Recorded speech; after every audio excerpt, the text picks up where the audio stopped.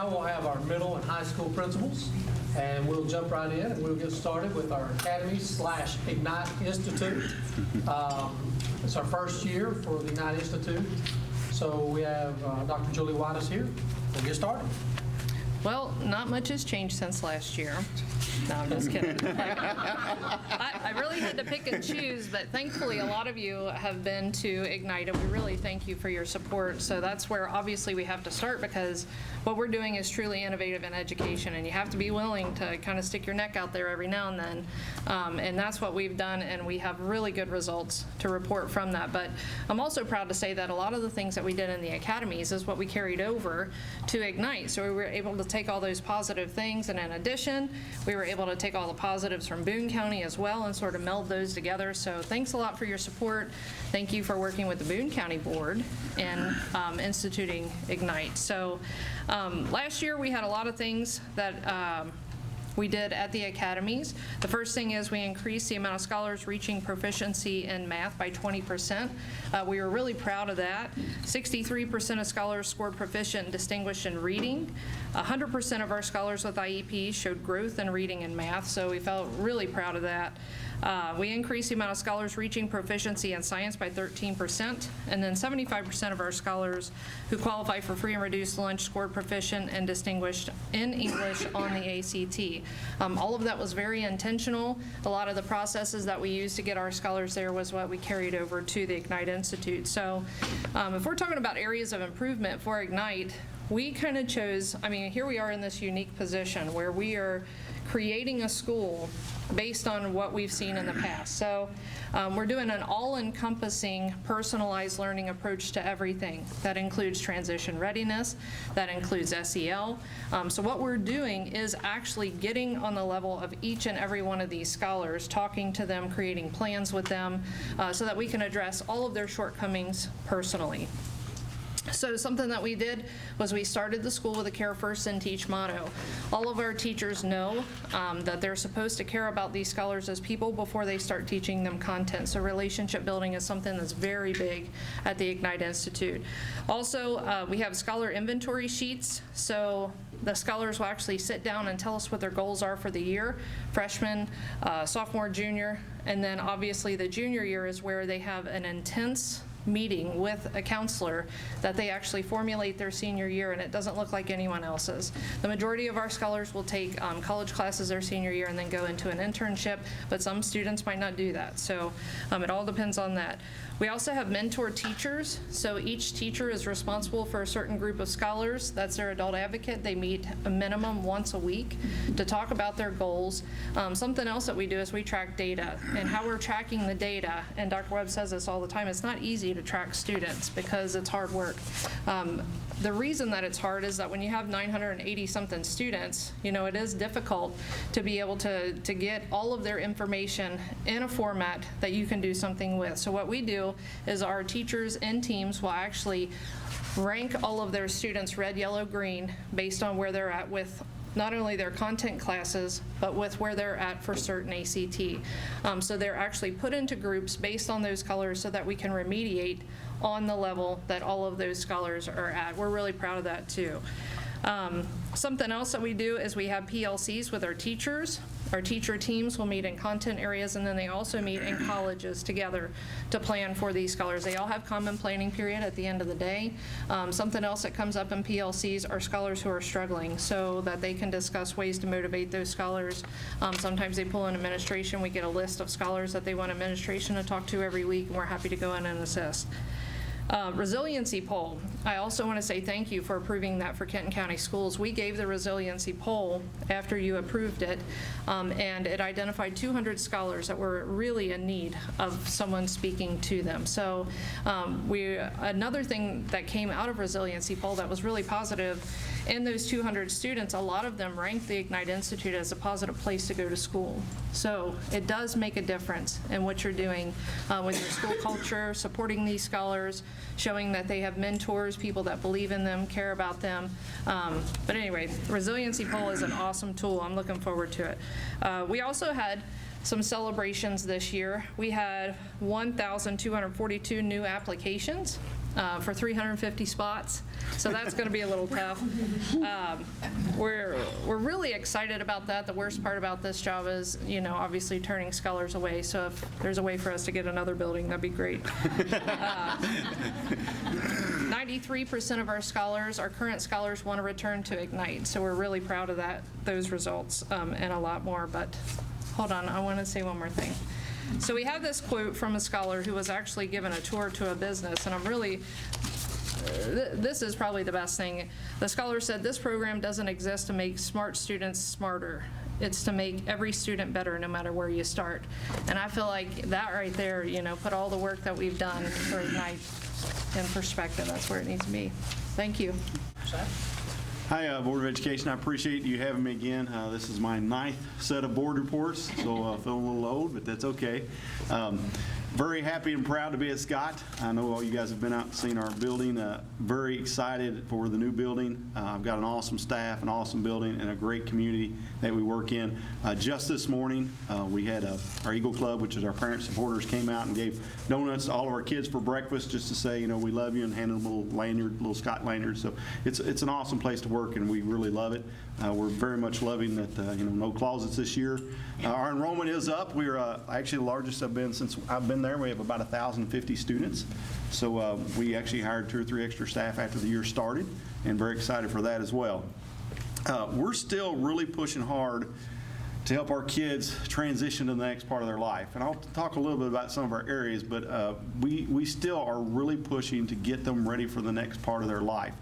We have a lot of students that attend Ignite, and we're excited about that, but also what to do with the students left behind.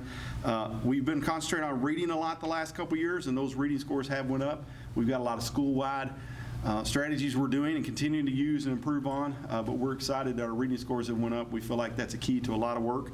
Our math scores went down a little bit, and we were kind of worried about that, but actually in reviewing the math scores very specifically, what we found is we're still getting a tremendous amount of growth out of our kids. We just got farther to take them than we're used to taking them, and the math goal's pretty high. As you may know, the graduation requirements are changing, and so are the assessments. So we're kind of excited to see how that goes. One big thing we've done this past year is we've added a geometry section. Kids at our school will get an extra 12 weeks of geometry if they're not on an accelerated level, and that will be before that graduation test. We're really hoping that has a big impact on those math scores. The other thing that we've done tremendously is, and I've shared this information a lot with our teachers, we missed the third star by 0.2, and I'm kind of like Carl. I don't really depend on the star system a lot because of some of the changes and the continuing changes we've got, but we're actually significantly above the state average in every category except for one, and that's career ready. So we have really been putting our efforts there the last couple of years. Last year we actually had 80 students in our building trained as first responders. They were not recognized by the state, but we're still moving forward with those programs. We have 7 programs that we've started at Scott in the last 2 years. Just last 2 weeks ago, we had 42 students pass their pre-law assessment, first time ever. We got about 90 more that'll be taking that in the spring. I've also had 8 students that have got ahead of the curve. They shouldn't be finishing their Homeland Security stuff until next semester, but we've got 8 that's finished it already, and about another 80 in track for that. We have the Jrotc is based at Scott now. We have scholars from all schools. I've got about 50 kids in the freshman class, so we're really pumped and excited about that. Also, our vet assistance program's got 60 kids in it. We have a pharmacy assistant program with 50 students in it.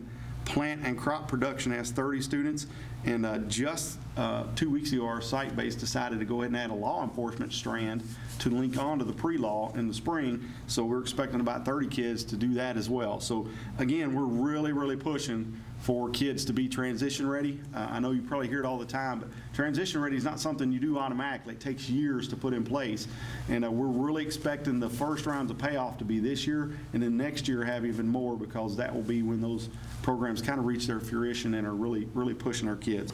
Our graduation rate has increased the last 4 years. We're still not as high as we want to be, but we're doing a lot of work around our trying to get those kids ready for that. We also have had the 3rd year in a row where over 400 credits college credits were attained by our students at Scott High School. We're super proud of that. The other thing about that is we've really made a concerted effort the last year to push our kids there in the middle.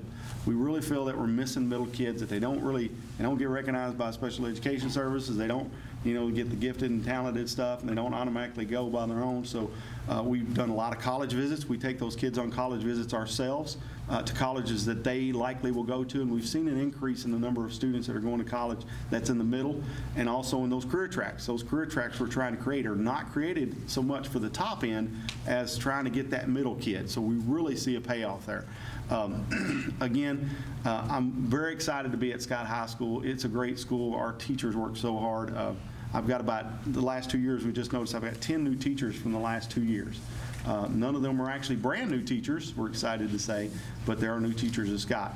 Great school, great community, and I know you're going to see some massive improvements over us last year. One more thing I will say is, they kind of really messed with us on the career ready testing last year.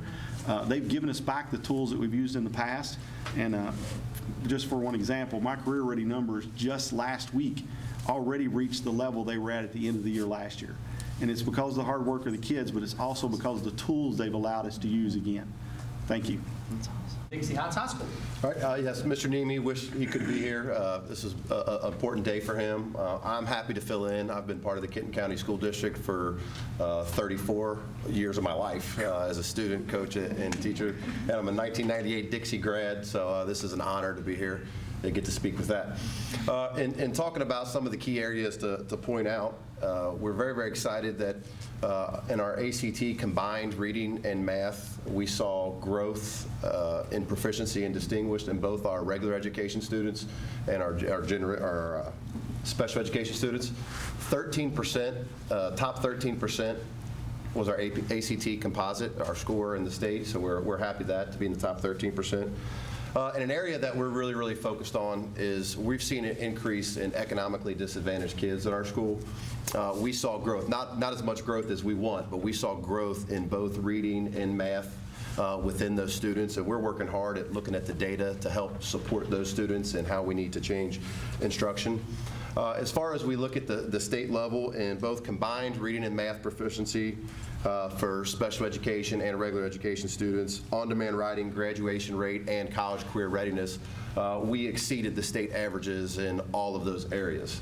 Now, with that said, we are not measuring ourselves by state averages. We have much loftier goals than the state averages. We're not measuring ourselves by a star system. We're measuring ourselves by how we reach every kid in our building, and we feel like we were falling short in some areas, and we needed to change some things in order for us to move.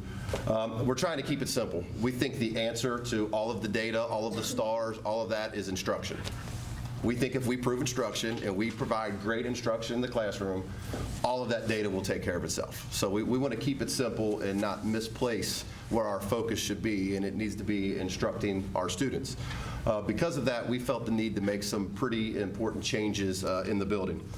First, Mr. Nemi came in and we brought which is called our Pride schedule, which is a built-in RTI time, 35 minutes a day. Every day we have this time built into our schedule. Every Monday, that time is dedicated solely to the SEL, social emotional learning. The 4 other days, students have the opportunity to choose workshops that will help benefit where they're trying to go. If they need additional help in their math class, they need additional help in English class, or if they're an AP art student that needs a little more time with they have that time built into their schedule, because just saying show up after school wasn't working. Kids weren't showing up, especially when you get to the economically disadvantaged kids. After school was not an option for them. So we have built that into the day, and we've given students ownership of their education because they can choose the workshops they go to. Now, we still reserve the right, if they're not choosing responsibly, we put them to where they think they need to go. But for the most part, they are choosing the classes that they need help in. So we're very, very excited about that.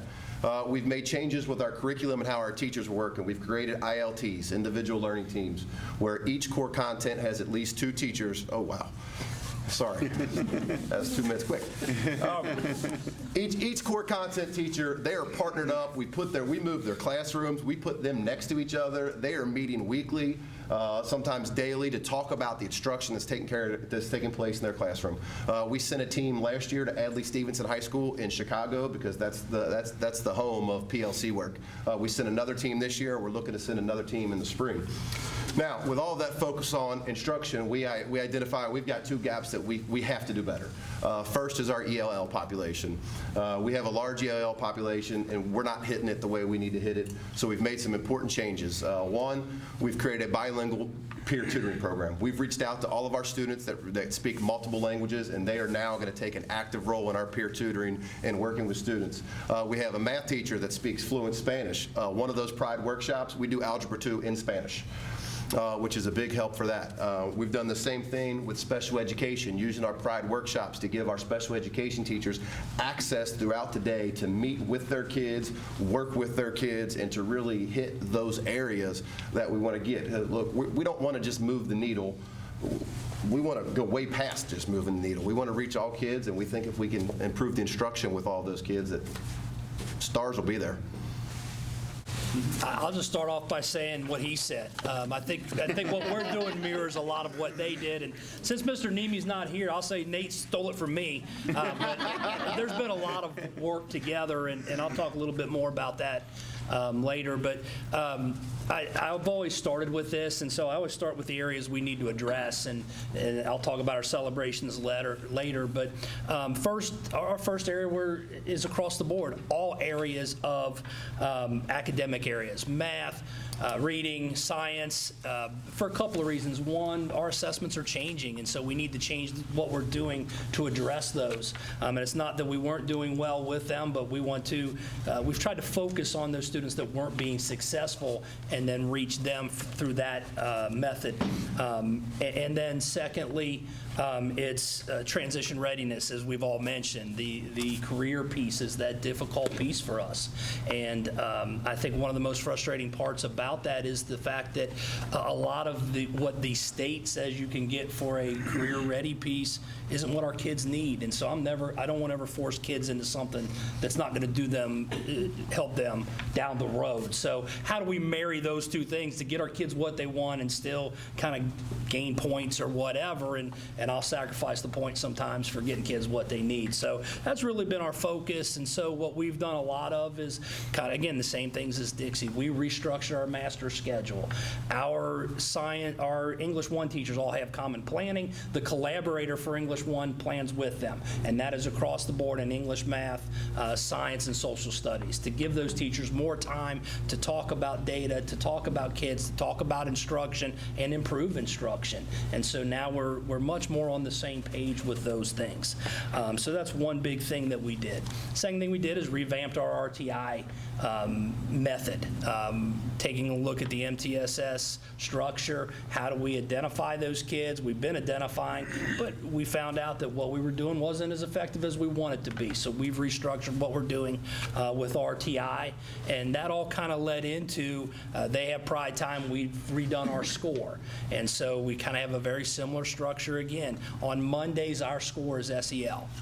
We do our social emotional learning with our kids.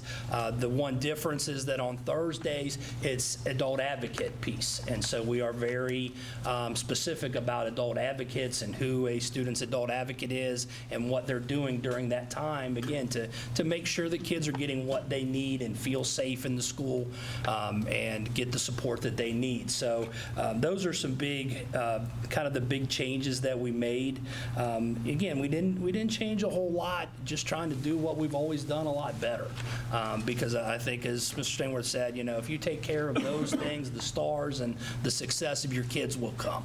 And so those are the things that we've kind of done as a school. The other big change, we didn't like our science numbers in the separate academic indicator. So we've kind of redone our science curriculum, and we think that's going to give us some big things. So what about our successes and celebrations? I mean, we were top 15% in the state for overall score. We don't have any significant gap areas, and that was not something, that's not by accident. We spent a lot of time and effort working with our gap kids and areas and again, getting them the instruction that they need. So we worked hard at that. I know they say it doesn't matter. We're still proud to be a 4-star school, so we'll say it matters. But I think the other thing is we had some consistency across all the areas. When I looked at the statistics of other schools, there were some that were really high and allowed them to be high overall, but kind of all of our areas were pretty consistent. So we were happy about that. The best thing at our school is our climate and culture. I did a bunch of walks this morning, 2 days this week, and I didn't have teachers like doing puzzles and stuff like they were teaching. And again, I'm very proud of that. We don't get to be 4-star. We don't get our success without our teachers and especially my administrative team. I feel like I tell them to do something and they go do it, so I can't thank them enough. We have great students, as they've said, but at the end of the day, I think our biggest thing, and no disrespect to anybody else, but I'll put my staff against anybody else's as far as caring for kids. We take care of our kids. To sum it up, we have high expectations, we have high standards, and we care about the kids in our building. Simon Ken's a great place to be. I should know, I've been there 28 years, so not counting the 4 as a high school student. So to kind of conclude, I want to thank Ms. Setters for the support she gives us. I couldn't do what I do without her. I want to thank the people to my right. I feel like we have a really great team of administrators, and we talk a lot, and we come up with ideas and discuss what's going to be good for us as a district. And again, there is some competition, but it's fun competition, and to thank you guys for what you do for us. So thank you. Hello. I'm excited to be here with you today just to share the good news and the positive direction we're moving at Turkey Foot Middle School this year. Much like Mr. Popham said, our #1 priority right now is really working on our culture and our safety. We started this year with a Love First, Teach Second movement with our students, and this was developed by our teachers, and that's one thing I'm really trying to do is lean on our teacher leaders in our building so that they can be the movement that changes Turkey Foot Middle School in the right direction. At the beginning of the year, we had a PD that was dedicated to collective teacher efficacy, and I think I had a veteran teacher say that's kind of where we started to go south is we lost sight of where we are and what we can do with kids day in and day out. And I would be remiss not to thank my administrative team. They're very dedicated, and they did a great job preparing for the school year to get the year off and running so that teachers could hit the ground focusing on instruction. As we look into proficiency, although our overall K-Prep proficiency dropped across content areas, we continue to be in the high category. We saw a large percentage of 8th grade students show proficiency in math and reading. And we know in order to grow proficiency, we needed to have a learning environment where students felt safe and supported. Last spring, our leadership team was able to change our master schedule, and we have returned to the middle school team approach. I've been at Turkey Foot for 7 years. My first year, we had the middle school team approach, and we shifted to the junior high model, but we are now back, and it has been phenomenal for this year. We have each group of 4 core teachers share the exact same 115 to 130 students. This helped us with the increase of communication with families about student progress. This schedule also allowed us to have increased the time our students are in Core 1 instruction, which we know is of the utmost importance for our students. These teams have their own individual schedule, and this allowed us to cut down the number of students in the hallways at transition time. So if you can imagine 1,100 students in the hallways at the same time, all middle school students, this has been a big help to us in creating a culture of safety in our school. We've also revitalized our PBIS committee and our commitment to PBIS. There have been over 8,000 turkey tokens given out to our students this year. We have a turkey store redemption every 2 weeks for our students. And to date, we are down 175 disciplinary referrals from this time last year. This has allowed the administrative team to spend more time in the halls and classway, providing feedback to our teachers through PPR walks. When we talk about our separate academic indicator, in order to increase our students' performance in all academic areas, we have created dedicated time for teachers of the same content and the same grade level to analyze common assessment data. Teachers will look at performance of class and monitor if students are reaching predetermined goals. The teacher will then determine ways to celebrate success of classes showing growth or proficiency. We feel this is a process will focus both instruction and our student achievement. In the area of gap, math is an area where it can be very difficult for most students. Only 36% of students with disability in 8th grade scored novice on K-Prep test, and this is significantly lower than the state average. In order to help increase the proficiency of our students with disabilities, we are creating data notebooks for students. We will monitor their progress on common assessments and core classes. When looking at the document, we'll see trends of individual students, grades, and classes. Our special education lead teachers have worked with me to develop protocols for teachers to analyze progress monitoring data on IEP goals. We've also collaborated to develop PLCs based on data from compliance reviews and PPR walks in collaborative settings and in the resource setting. For growth, in order to increase the growth for all students, we're increasing our presence in the classroom for Tier 1 instruction. To date, we've increased our number of PPR walks by 45% over last year, and we are working to collaborate the feedback with the administrative team so that regardless of who walks in the classroom, all teachers will receive similar explicit feedback focusing on the 15 to 20 minutes of instruction. As I mentioned earlier, each teacher is in the process of creating classroom goals based on triangulated data of their students. This will allow teachers and students to celebrate successes. This has allowed us to create grade level and school level goals for proficiency moving forward. Most importantly, we are really focusing on building teachers individually and collective efficacy. Our teachers understand that they have the greatest impact on student achievement. They can influence student growth more than home environment, previous academic achievement, socioeconomic background, and work ethic. What they do with their students day to day has a lasting impact on our student achievement, and they know that and are celebrated for that. In closing, I would just like to take a minute to thank Dr. Webb, the board, consultants, and directors for the continued support of Turkey Foot Middle School. The Pillars of Support has been a great experience at Turkey Foot and a positive way to start the school year. I mentioned to Ms. Harney that I would have wished we had the site visit earlier because we've really hit the ground running and has kept us on track, and I appreciate all the support. I'd like to start by thanking the Board of Education, Dr. Webb, and all the wonderful people at Central Office for all the support and guidance that you provided for us. As you know, well, I'm Christy Jeffers. This is my 20th year in the Kenton County School District, and it's just my second year in middle school. So moving to Woodland last year was a big education for me, as well as working with all the people at the school. So we are still continuing to grow together. Our focus last year was really getting our PBIS consistent throughout the building, working on that climate and culture, and our quality and cycle of instruction. So we did make some really good, strong gains in math, reading, and social studies, and in non-academic areas, such as our culture of recognition for both students and staff, and for staff morale. And I saw a quote recently that just fit just right. It says, "Results happen over time, not overnight. Work hard, stay consistent, and be patient." And that's basically been my philosophy and continues to be my philosophy as we move forward. So this year, our data review shows that our priority areas of focus include, number one, closing our disability gap. We do have a significant gap in all areas with our students with disabilities. We started the year with our review of our K-Prep data, and that just really gave us all a sense of urgency. This is not just a special education issue. I heard someone say that in the elementary. This is a school issue. This is all of our issues. So we all have to work together to work to close that disability gap. So we started with collaborative and co-teaching training with our district leaders at our PGA this summer. We are tracking common assessment data for all students and then students with disabilities, and keeping an eye on that gap, as well as looking at our next step will be monitoring.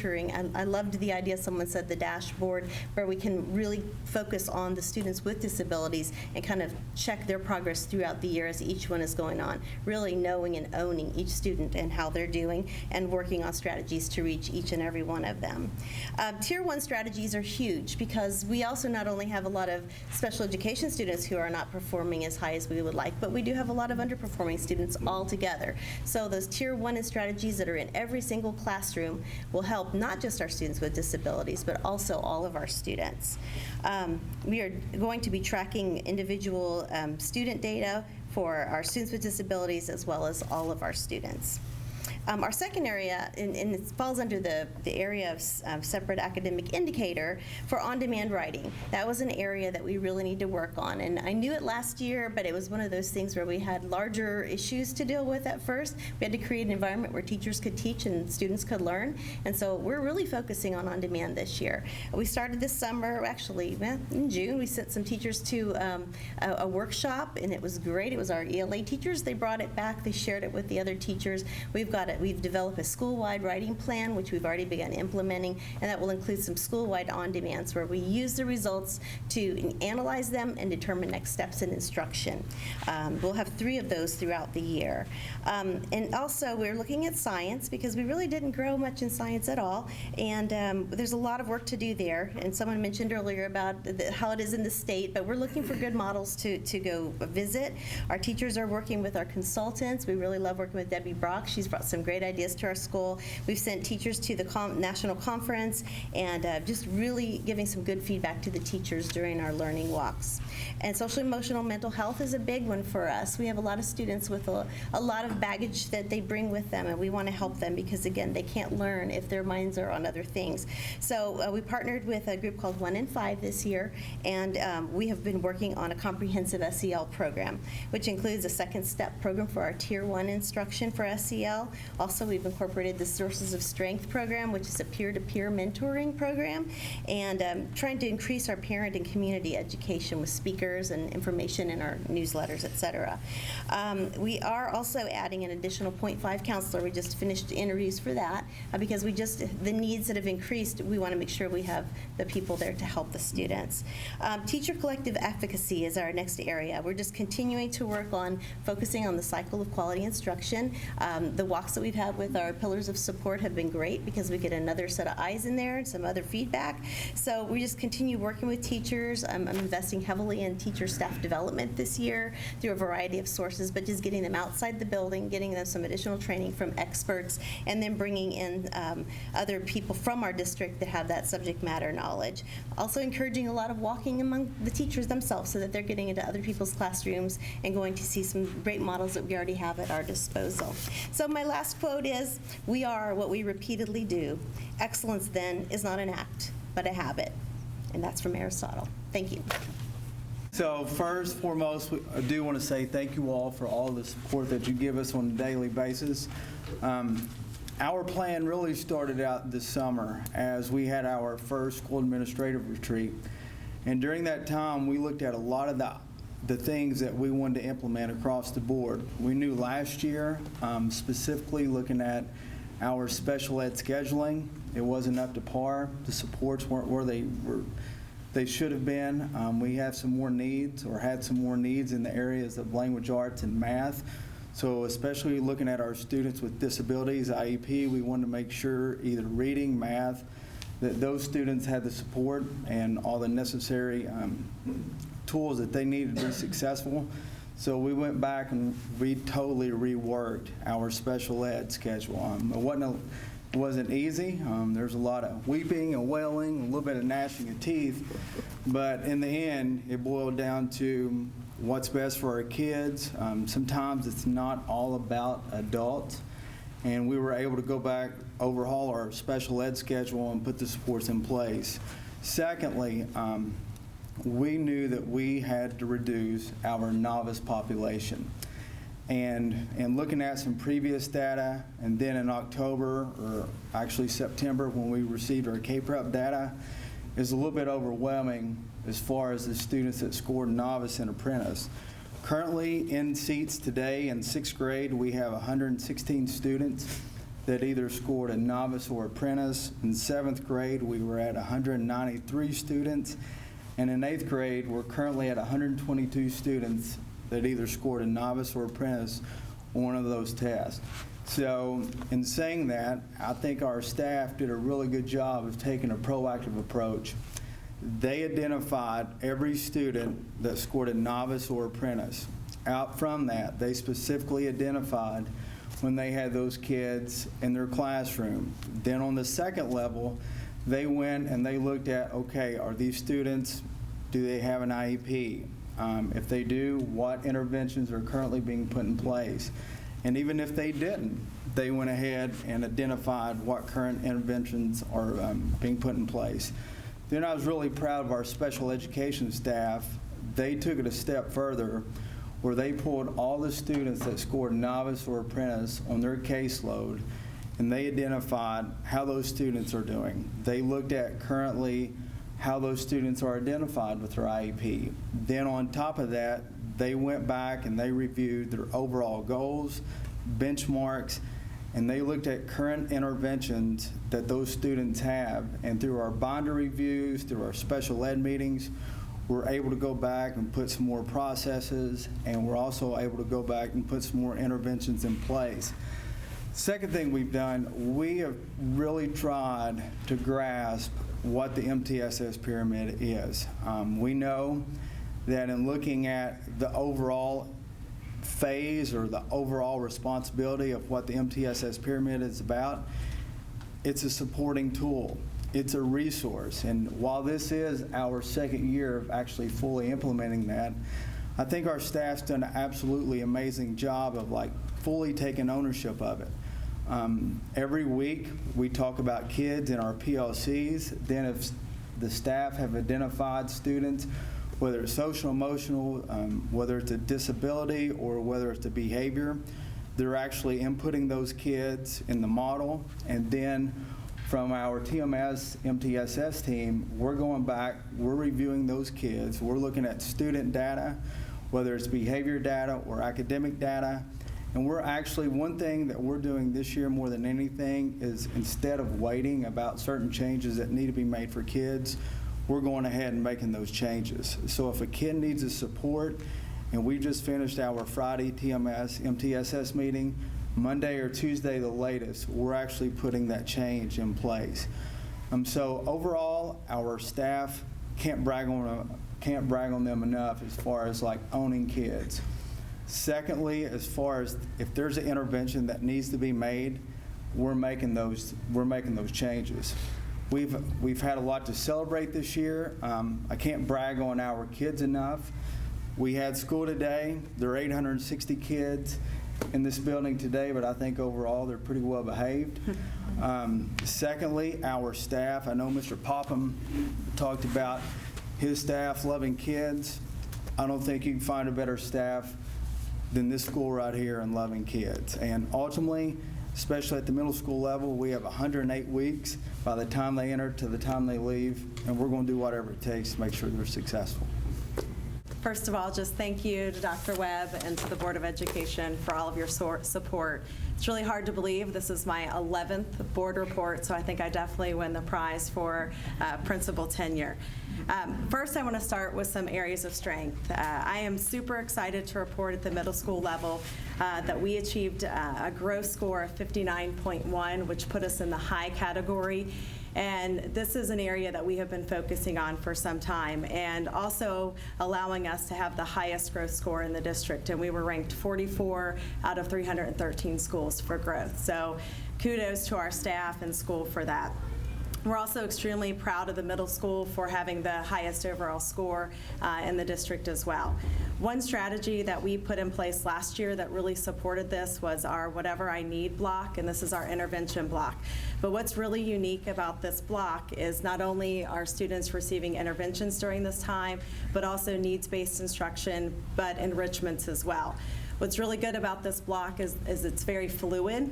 Changes happen often. We don't have to wait 4 to 6 weeks when we're reviewing that data. If we feel like students' needs aren't being met, then we make that change immediately to support their need. This is a block that will continue to take place at our school, and it's a block that takes place K to 8 across the board. Also, another area of celebration was the area of social studies for our separate academic indicator. This was an area of need for some time for our 5th grade students, but we are happy to report that we made a 20% increase for our students scoring proficient and distinguished, which is huge for us. We've had a lot of support over the past few years in this area, looking at vertical alignment, also working very closely with our consultants, looking not only at lesson pacing, looking at instruction, making sure our students or our teachers understand the standards that are being taught, and also revamping our midpoint and common assessments to make sure they're rigorous but also aligned. We also did visit some other elementary schools in the district that were having some great success with social studies. Another area of focus really across our entire school has been math, and we're happy to report that we had some huge increases in math across the board. We did see increases in all grade levels that were assessed, 3 to 8, except for 1 grade level. 2 grade levels had considerable increases. 7th grade increased 17% of their students scoring proficient and distinguished, and 5th grade had 15% increase. And one of our big focus that we did last year was really just looking at Tier 1 instruction across the board in math. We reached out to our consultants and our leadership team, and we spent a lot of time in classrooms really looking at what does Tier 1 instruction look like in math, giving feedback to teachers on a regular basis, making changes, and also tiering that support that teachers need. The consultants worked very closely with many of our teachers one-on-one and also in partnerships to really see that support. We also followed up in PLC meetings and job-embedded learning to really support that Tier 1 and then Tier 2 and Tier 3 as needed. An area of growth for us for grades 3 to 5 continues to be in that area of reading and math for growth. And again, I'm going to go back to that Tier 1 instruction. That's where it all starts, especially when you're looking at that area of growth. And something that we're being very mindful of this year is making sure we're in classrooms giving that feedback. An analysis that we did recently when looking at informal and formal observation feedback was when we were giving feedback, a large portion of the feedback fell in that meaningful engagement and formative assessment domains, which is great, but we really weren't seeing a whole lot of feedback and accountable talk and collaborative learning. So we shifted our focus as a team. We identified some teacher leaders, and through PLCs and our faculty meetings, we've been training our staff in Kagan strategies and collaborative learning strategies, because we really want to make that shift so they're looking at the entire quality instruction cycle and not just 1 or 2 domains.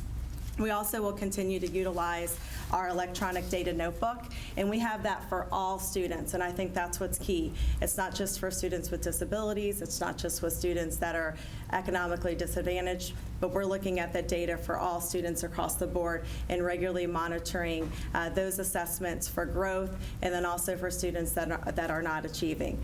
Something that I always pride our school on is the goal setting, and that's something that we'll continue to do, setting goals for instructional periods. And what's most importantly, when you celebrate, when you set those goals, is that you find opportunities for celebration.